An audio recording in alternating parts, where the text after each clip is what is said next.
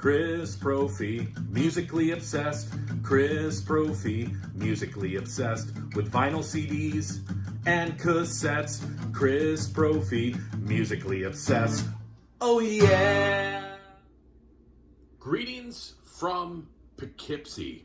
I'm reviewing the new album from the mighty Saxon, their new album, Hell, Fire, and Damnation.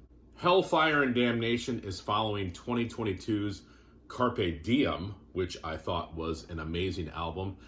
And this definitely follows suit with just one negative.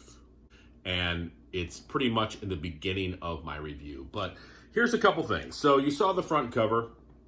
There's Biff and the guys on the back. All right, it comes with your standard booklet with lyrics, credits, pictures, band photos, all the stuff you would expect in a normal CD booklet. As I said, this is following 2022's Carpe Diem, 24th studio album by Saxon, and I'm not counting the two covers records. They just actually came out with a covers record last year. This is produced, mixed, and mastered by Andy Sneap. So you know it sounds great, and it does. 9 songs. Let me tell you about some of my favorites, okay? I told you there was a negative. The first negative is, and the only negative for the album, is the first song. And it's not even a song. It's called The Prophecy. It opens up with this sort of, it almost sounds like a demon growling. And I'm like, oh no, here we go. And, you know, sort of rumblings, and then the narration comes in. I'm not into narration in metal albums, for the most part. And Saxon didn't need that in the beginning. I feel like, for me, that just gave it a cheese factor right away. And, you know, when you listen to heavy metal, sometimes there is a cheese factor. We probably like a little bit of that cheese factor. But we didn't need to start the album off with that. So I'm really not into The Prophecy. I wish the guys and Andy just said, you know what, we don't need that. But regardless, moving past that, there's a lot of really, really strong songs on this album. As I said, the production is great. The solos are great.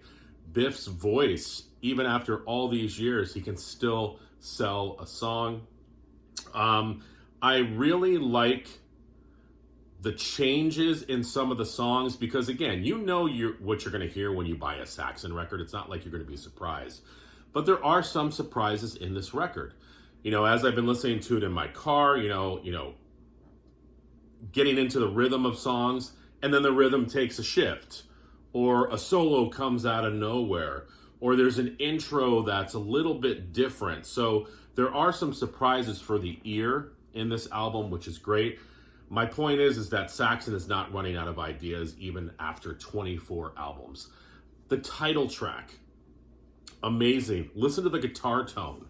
It's so, so heavy. Probably my favorite song on the album is Madame Guillotine. Listen to the bass intro for that tune. It builds up, and then it locks into this metal groove based around the story of Marie Antoinette. Just a great, great story song. You know, Saxon does those type of metal songs the best, with those story elements, and there's quite a few on this record. Fire and Steel, a speed metal tune.